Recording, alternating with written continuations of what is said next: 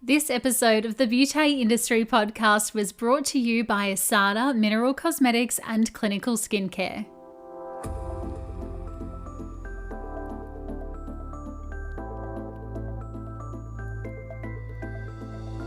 Hello and welcome to the Beauty Industry podcast, your online support community for the professional beauty industry. I am your host, founding director of Beauty Industry, Tamara Reig. Here, we are closing the competitive gap and speaking your language. This is a platform created and dedicated to the professional beauty industry, valuing community over competition. We serve to help connect you with inspiration from industry experts, expand your knowledge through educational pieces, and bring you the latest in product and technology innovation. This is Beauty Industry. Today, my guest is Alana Giovenco from Bliss Day Spa and Reign of Beauty. At just 16, Alana had a moment in time where she looked around at her peers and saw their accomplishments and wondered why she didn't have any to add to the conversation. Swiftly moving into action, Alana completed a spray tanning and makeup artistry course and promptly started her own home business. This motivation continued throughout her career, moving into therapy at an award-winning Sydney day spa, collecting an accolade of impressive awards under her own name too, and creating and building a business which not only houses some incredible client names on her books, but also has its own line of kimonos which she retails to her clients. Starting the year off with some inspiration and motivation for all wishing to strive to be the best versions of themselves possible, here is Alana and I for Beauty Industry. Alana, welcome to the Beauty Industry podcast. Hi, Tamara. How are you today? I'm good. Thank you so much for joining me this morning. Thank you so much for having me on. I'm so excited. It's something that I've always wanted to do, so thank you. Well, you're my first guest for 2021. So this is such a beautiful and inspiring way to start our year. And I wanted to chat to you, particularly because, on our podcast, we speak with a lot of general managers, we speak with a lot of business owners, we speak with a lot of people who have been in industry for quite some time. But you are such a different person to have on our podcast because you're a therapist, you are a mobile home business owner as well, you are a makeup artist, you are so many things. And I just thought it would be such a great inspirational and motivational conversation for everybody out there to hear your story. So I'm excited to get into it today. Oh, very excited too. So, Alana, we start every episode exploring how our guests entered into the professional beauty and aesthetic industry. And I'd love to start there with you today. Where did it all begin? So it actually began with me when I was in year 10. I was at the start of year 10 at school. I was given an exercise, and I had an exercise that I had to write down all of my achievements. And looking around, all of my friends, they had put, school captain or sports captain of the team or colour captain or SRC, or they had all these lists, and I had nothing. I had nothing that I could put down, and I thought, no, this is going to motivate me to do something. And by the end of year 10, I want to put at least one or two things down on my list. So I started exploring into what I actually wanted to do, and I actually enrolled in doing a C&D shellac course at Caringbah Beauty Warehouse. And I thought, oh, this is so cool. I can't believe I'm trying to get into something that I can potentially use towards a career later on in life. So I thought, oh, okay, do my C&D, and then I saw spray tanning. I was like, oh, I'll start to do that. So I then signed up to do my spray tanning course, and by the end of year 10, I had started my own little home business doing mainly just spray tans, but doing a bit of shellac as well at home. But in year 10, I then did all of the year 10 formals, and I had quite close friends at another school as well. So I was doing all the spray tans from my year at my school and my year at another school. And then that just then became bigger and bigger. And then in year 11, the same thing. It was more socials. And then in year 12, again, formals again. It then went down in year 11 where I was like, oh, okay, let's try and do something else. And I knew I didn't want to get my ATAR that I wanted to do something at TAFE, but my parents did want me to be at school as well. So in year 11, I did my TVET hairdressing course and did all of my styling, and which I really enjoyed. I was actually quite good at it, but I didn't love it. I didn't love it to the point where I was like, no, this is what I want to do as soon as I leave school. So then in year 12, I did my TVET skincare, retail and makeup. I fell in love with the makeup as soon as I started, and I also really enjoyed doing the beauty services as well. So that then was like, oh, this is what I want to do. It was like a light bulb had switched, and I was like, yep, this is exactly what I want to do. And at this point, my auntie Daniela Borma had actually just purchased the premises and the business from Bliss Day Spa in Caringbah. So she said to me, look, if this is what you want to do, let's see whether you want to do it, and you can be hired at Bliss. I said, okay, great. So I started on the desk. I finished my HSC, and 5 days later, I was working on the desk at Bliss. Wow. So I was definitely went straight into the workforce, and then that was in the November, December. Worked over the first Christmas period. The Christmas period rush. The very first year I worked at Bliss, I have never worked that hard in my life. I was so overwhelmed. Even though I was just on the desk doing gift vouchers, we had a line up out the door, and I thought, oh my goodness, if this is what the beauty industry is going to be like, I'm going to be run off my feet constantly, which I am anyway, but that was definitely a shock to start with. But then I signed up and did my full diploma of beauty therapy and my full certificates in makeup at TAFE. I worked part-time and also studied full-time the following year. So since then, I have definitely tried to add to my achievement list and doing certificate after certificate, just to see, what else I can do and what else I can achieve in a year's time, and kind of reflect on how I can get better and what I can do to motivate myself and the people around me. So I then built my spray tanning business up from home, and have done a lot of freelance makeup on the side as well. And then that just led into something that I've been passionate about as much as I am as beauty therapy at the salon. Wow. Oh my goodness. You seem like a very self-aware 16-year-old in year 10. Let me say that.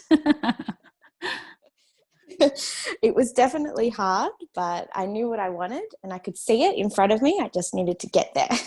Yeah, right. Because I don't think anyone is really that self-aware in year 10. I mean, we're kind of just navigating boys and school and, turning 16 and late nights and, trying to have a vodka cruiser on the weekend and not get too drunk. But you're like, okay, I can see that this might be a turning point in my career almost, or a turning point in my life. I can see here that everyone's got all these achievements and I don't yet. I mean, have you always been quite self-aware and that motivated to actually go and do something about things like that? I think I have been. Look, I definitely had my fun when I was 16, don't get me wrong, but I have always been an old soul. I've always had older friends. I've always hung around older people, and I've never really felt my own age as it is, but I just try to surround myself with people that I know are positive and that are going to motivate me, because at the end of the day, I know what I want to achieve. I just need to make sure that I don't get sucked into something negative and that stops my flow going. Good on you. That's amazing. So tell me then, you go into having a spray tan certificate and a nail certificate, and you're doing all of the formals and the socials and bits and pieces throughout year 10 and 11. That's essentially having your own business, because you're running your own column, you're taking payments, you're making bookings and appointments. I mean, that must have been pretty daunting.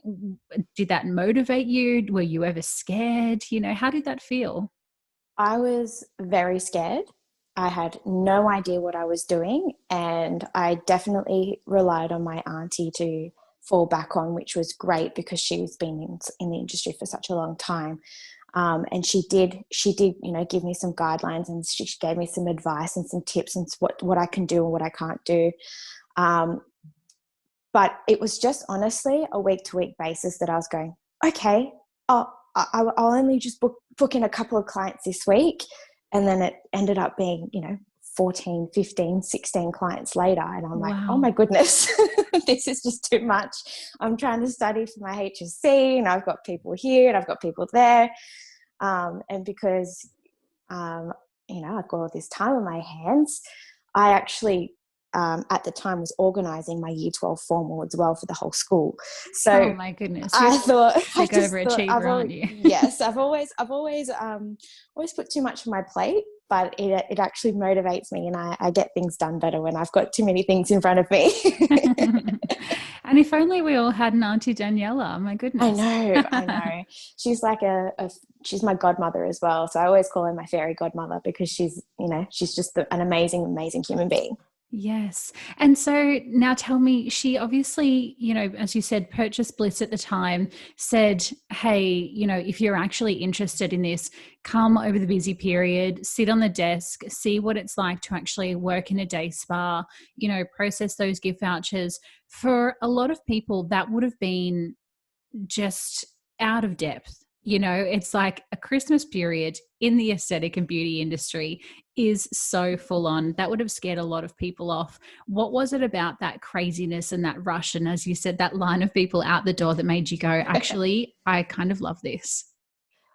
It was actually the clients that came in. The clients that came in were original Bliss member clients as well, but also the clients that had followed my auntie as well, and her clients, and seeing the respect that they had for Auntie Danny and what she does within the industry. I was like, that's what I want to become. I want clients to come in here and to say, no, I want to see Alana. I want to see her, and I want to see the respect that they have for me, and the trust that they install in myself or the other therapists. And that's what I wanted to become. And I was like, yep, this is exactly what I want to do. That's such an interesting way that you put it, because I've never really heard it that way. When a client asks for a therapist, it is, as you've said there, it's a level of respect, and it's a level of trust. And I think probably as therapists, we don't take that privilege heavy enough, because somebody is trusting us with their body, with their face, with their deepest, darkest concerns. A lot of the time we are almost psychological therapists as well as being a physical therapist as well. I love that you've said the word respect there. I've never really thought about it that way. Well, yeah, we have so many beautiful clients, and it's an achievement in itself when clients come in and they recognize you, or they want to go with you, or they'll wait to talk to you even. I think that's just amazing, and that's exactly what was happening. I thought, oh, if that's going to be me one day, I know that this is my career. After the break, Alana shares with us some of the lessons she's learned being such a young business owner, and why she encourages others to get industry experience before venturing into ownership. But first, a word from today's beauty partner. Issada Mineral Cosmetics has been at the forefront of high-quality, talc-free mineral makeup in Australia for over 15 years. And if you hadn't heard the news already, Issada is now set to launch a range of advanced cosmeceutical skincare. Issada Clinical Formula has been developed and tested in a skin clinic to ensure its efficacy in professional treatments and as a sought-after home care retail range. Each skincare product has been formulated with high-performance actives, vitamins, antioxidants, probiotics, and plant extracts for optimal skin health. To learn more about how the Issada Clinical Formula range can benefit your clinic or salon, visit issada.com/skin today. Thank you so much to the team at Issada for making this episode of the Beauty Industry Podcast possible. And now back to Alana.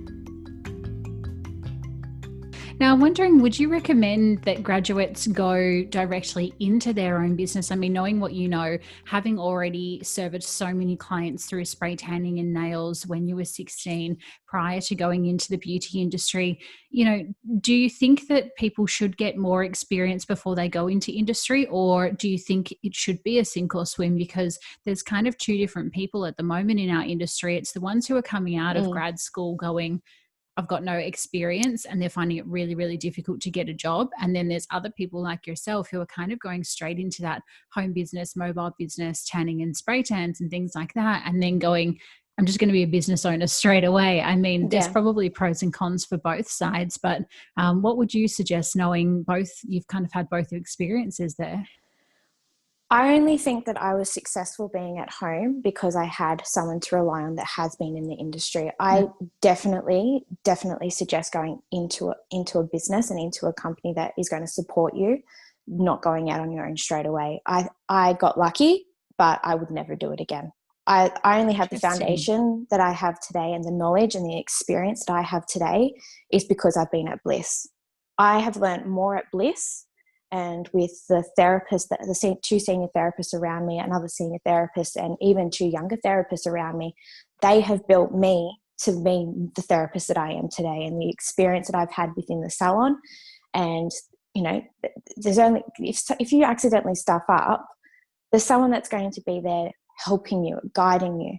You're thrown in the deep end when you're by yourself. You don't know what to do, how to. Yes, there's an amazing group of women on Facebook and these social media websites, and you have that community and that support, yes, but at the end of the day, it's you within the business. Where when you are within a company or with therapists around you, you have that support system. You've got someone that you can talk to, you've got someone that you can rely on, you've got someone to motivate you, and their knowledge is what's going to get you through the end of the day. Yes. Oh, you've hit the nail on the head there. And you don't know what you don't know. So when you come out of a certificate or you come out of beauty school and you go straight into business ownership, I mean, you haven't really perfected being the therapist yet. You haven't perfected the customer service and the finesse and the grace of the treatment, let alone all of a sudden you're now a business owner as well, and you've got to perfect the books and the marketing and the absolutely appointment books and things like that. Yes, exactly. Now, speaking of working with Auntie Daniela at Bliss for some time now, they say not to mix friends and family and work, and you've done exactly that. And I'm just interested to know, has that strengthened your relationship, or how do you kind of navigate switching off between business and home life? I mean, how do you not chat about clients on the weekend and say, oh, that client Mary, she was an absolute pain? Well, from the start, we did have a chat at the start, and something that we both agreed on is when we walk through the doors at Bliss, it's employer and employee. It's not Auntie Danny and me, Alana. Even though I can't get out of the habit of calling her Daniela, it's Auntie Danny. It's always will be Auntie Danny. But that we keep our family life and our work life completely separate. Yes, of course, we talk about it at family dinner on the Sunday night, absolutely. But when we're at work, it's work, and she's really put a line in the sand, and we know when to pull back and when not to pull back, and we definitely keep them separate. But I definitely think it's strengthened our relationship, absolutely. I wouldn't be the woman or the therapist I am today without her, so I have everything to rely on her for that. So thank you, Auntie Danny. Oh, bless. I'm sure she's getting wells in her eyes if she's listening to this episode, just hearing that. How beautiful. Now tell me about the freelance, because I have stalked your Instagram a little, and you have some pretty fantastic clients on your books with spray tanning and makeup and all of those delicious things. How did you go about building up that freelance clientele? Because when you're in a clinic, the clinic has the name of its own, or when you're in a salon or a studio, you've got that brand awareness because you've got the storefront, you've obviously got the business social media pages. But when it's just you, it's just you. You don't have all of that extra time and the brand awareness. So how have you built that up and got all these fabulous people on your books? Well, we still do we actually do a lot of makeup within the salon as well, in salon hours, and Bliss will always take the credit for that. Absolutely. Yes, I am the only makeup artist there. So I built that foundation up on freelancing on the side when clients had approached me and said, look, is there any way you can do a Sunday makeup? And I thought, well, should I, shouldn't I? And I thought, oh, I'll just say yes. There's no harm in saying yes. If it's a couple, you know, I make a couple extra cash on the side, why not? We'll do this or we'll do that. And then it then started growing and growing and growing. And I thought, oh, goodness, I don't know how I'm going to keep up with this. And then I started they kept asking me for really early hours. I thought, okay, so I now do makeups from 6 a.m. to 7:30 a.m. on Saturday mornings. I can fit 2 in. And then if clients would like to have makeups done, I do from after 4 o'clock on a Saturday, anytime on a Sunday, and on a Monday when I'm on my days off. So those are the hours that not many makeup artists or therapists are actually available. So that was my point of difference, being available when others weren't.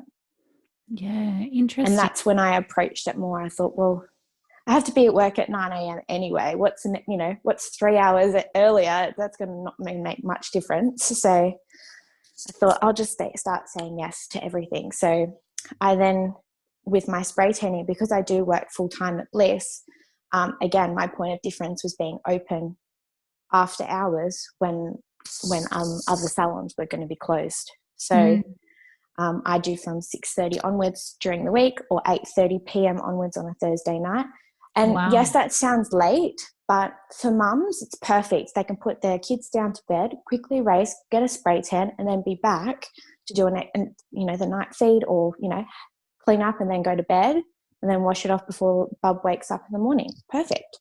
Wow. Oh my goodness. They always say, don't try and reinvent the wheel, just find something different. And I think you've done that perfectly and hit the nail on the head, because you've not gone, okay, what's different about me, or how can I provide a different spray tan, or, can I do a vegan spray tan, which has already been done, or can I be a natural makeup artist, which has already been done? You've just found what your clients like, and you've been really flexible. And I think that takes a lot of strength and dedication, because people would be like, do you know what? I've just worked a huge day. I finish at 8:30 at the salon, and now there's no way I'm going to spray tan a whole heap of clients. I mean, it's pretty outrageous, but I really like it. Well, I just listened to my clients. I just said, okay, well, what do you want? What's going to make your life easier, and tell me how I can help. And that's exactly what's happened. And I'm very lucky and very fortunate to have amazing clients that work with me with my time schedules, and they understand if I, can fit them in. I always try to fit them in, always. I never say no. I always give them 3 or 4 options. And if those options don't work, I give them another 3 or 4 options. I always try to fit as many people in as possible, because at the end of the day, they're going to walk away and go, oh, she just did an amazing job. I have a great quality spray tan, and she fit me in when no one else could. So yes. Always have to find the positive rather than it being the negative.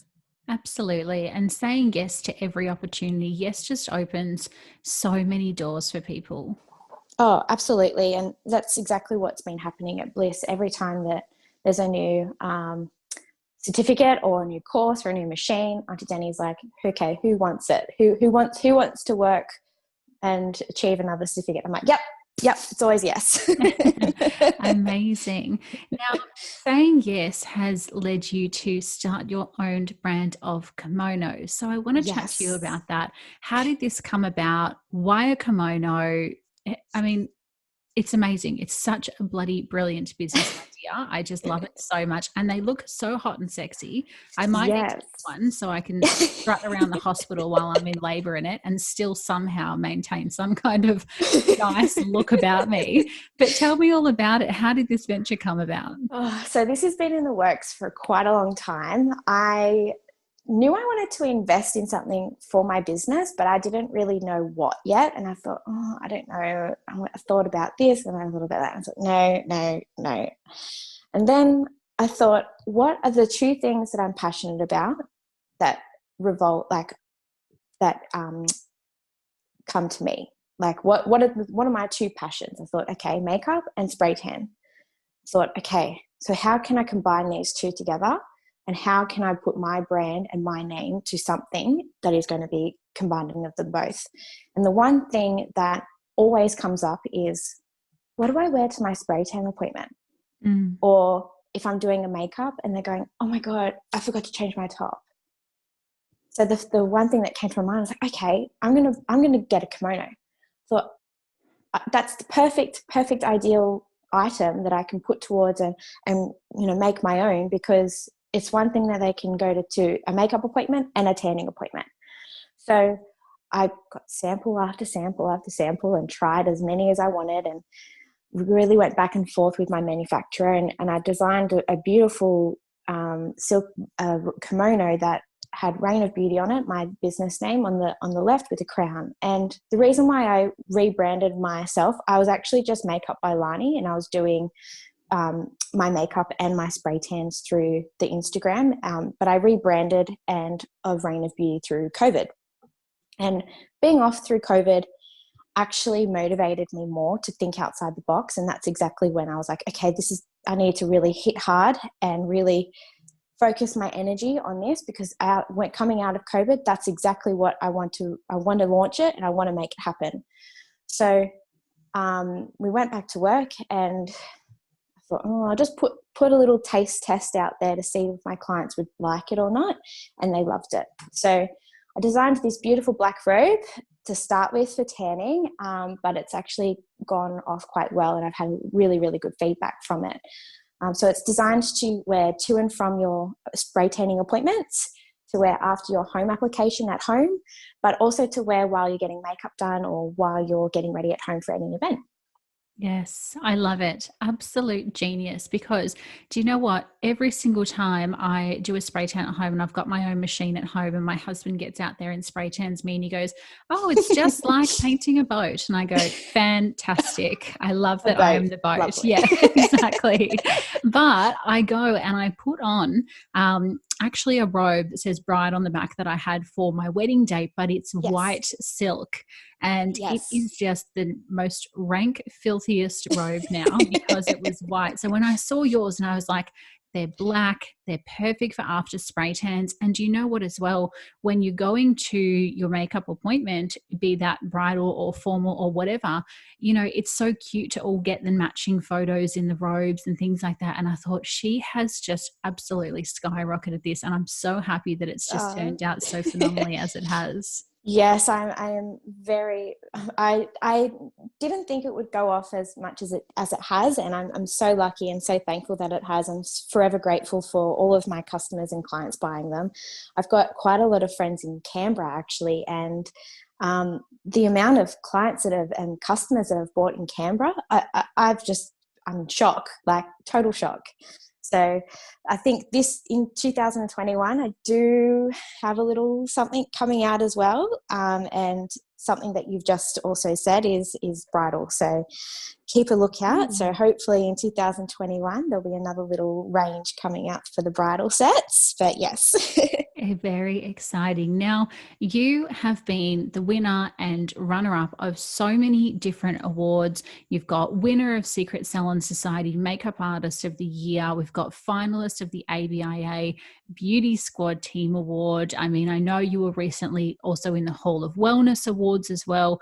Plus as well, Bliss has also won so many ABIA and also local awards. I mean, it's just so clear to me how motivated and passionate and dedicated you are. But I think sometimes for therapists, and especially in our industry, we don't really want to speak about ourselves too much, or, there's a whole big tall poppy syndrome here in Australia.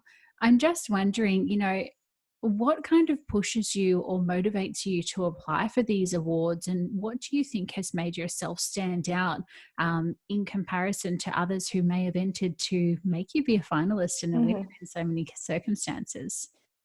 Well, I had a lot of self-doubt, 100%. That's just natural. But one thing my dad has always said to me is the worst that someone can say is no.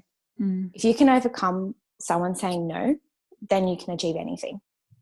And I didn't see these awards or applying for these awards to win, not at all.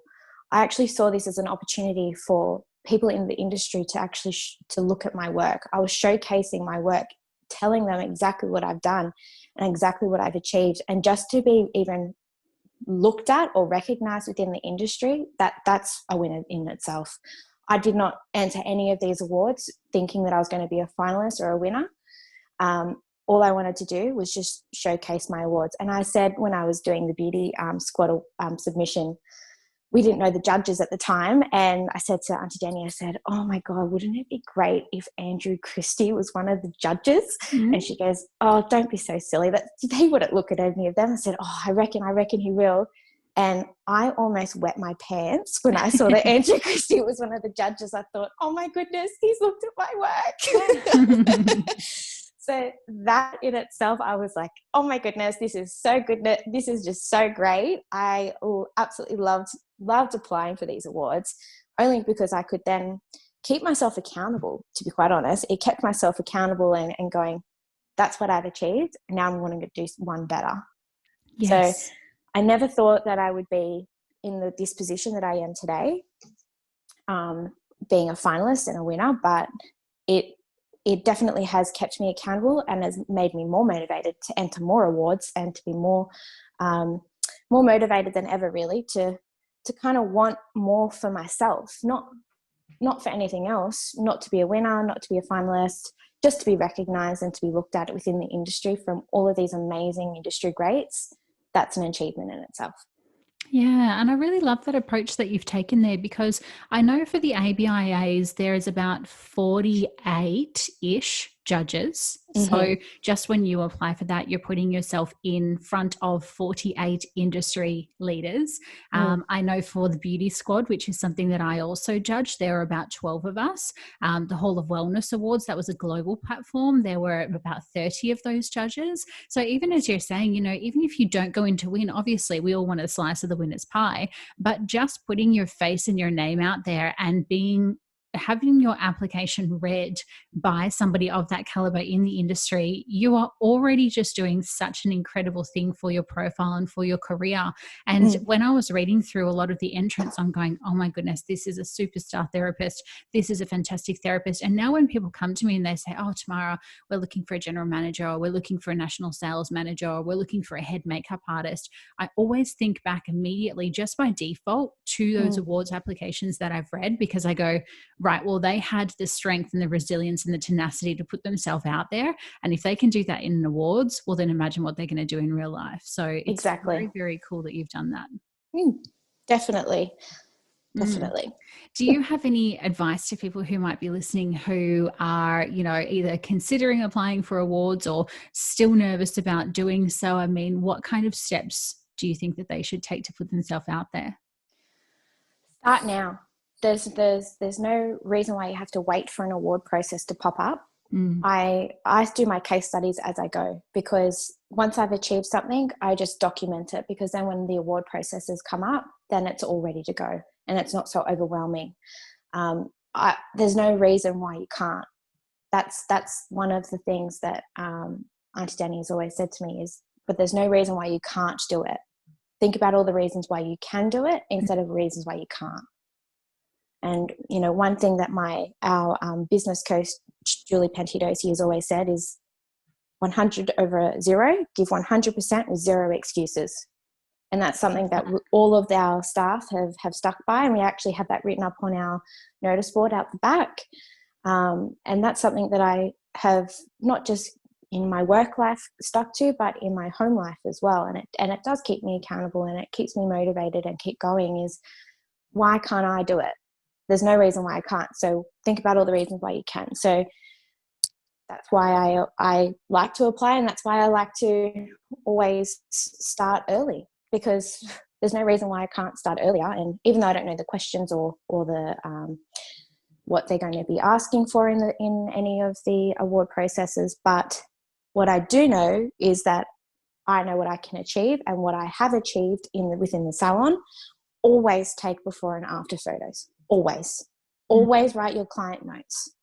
Always write down every product that you've recommended. always write down something that the client has said to you, so you can go back on that and you can build on that and make your case study out of it. If you've achieved something great within the salon, why not document it? Yeah. Why not show everyone what you've done? Because that's all you. Absolutely. And it's such a reflective process, writing award applications rather, because at no stage, especially in our industry, because we are so bloody busy over the Christmas and summer period, at no stage do we really get to stop and reflect on what we've achieved and what we've accomplished throughout the year. But when you sit down and you kind of take all of these, before and after photos, and you take I know in a lot of cases, you've got to get client testimonials and you've got to get testimonials from industry peers around you and all of these different things. When you gather that and you kind of read over it and you go, wow, I have actually accomplished so much this year, and it gives you a real sense of pride in your work too. Absolutely. It's just another thing to tick off your list at the end of the year. Definitely, Lani. Well, I know you are going to have an absolutely incredible career, and you're only just really at the beginning of it, and it just makes me so excited. And I hope that this conversation has motivated and inspired therapists and potential therapists, and even people who are trying to bridge the gap between therapist and business owner as well as I'm sure it has influenced and inspired many business owners. So thank you so much for being my guest today. No, thank you so much. I cannot wait to see what the future holds. You've got big things ahead of you as well in 2021. So thank you so much for having me, and I've really, really enjoyed it. Often on this podcast, we find success in the destination of which people have arrived at, be that business owner or educator or coach. But what I love the most about Alana's conversation is that she is very much still on the journey of her career, yet has achieved so much personal and professional success in the meantime. To see more of Alana, you can do so by visiting her on the gram at Reign of Beauty. To keep up to date with all the beauty goodness that we'll be sharing with you across 2021, of course, I'd love you to make sure you're giving us a little follow on socials or subscribe in your podcast app. Until next time, stay connected.